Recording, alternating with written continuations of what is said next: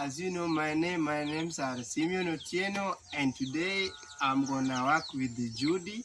As you can see, this is a thread she's just holding onto her arms, and is what we'll use to make a wire mesh, and it's just made by just kneading the thread upon your hand just like this, and turning it and maneuvering it so as for us to achieve the toy.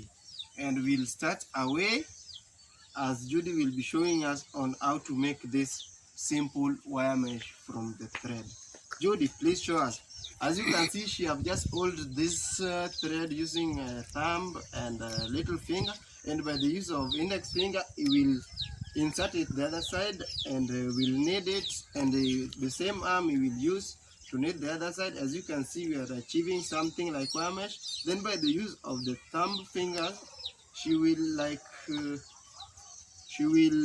hold the thread as which was initially here, and as you can see now they are onto the thumb, and she will knead it once. As you can see, she's kneading it, yes, and by the use of the thumb again, she will collect the two threads and hold it in this manner.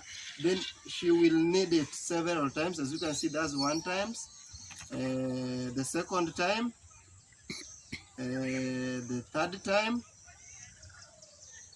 and as you can see, she may take a little break. As you can see, she's using her thumb fingers to again collect the thread which was initially remaining here.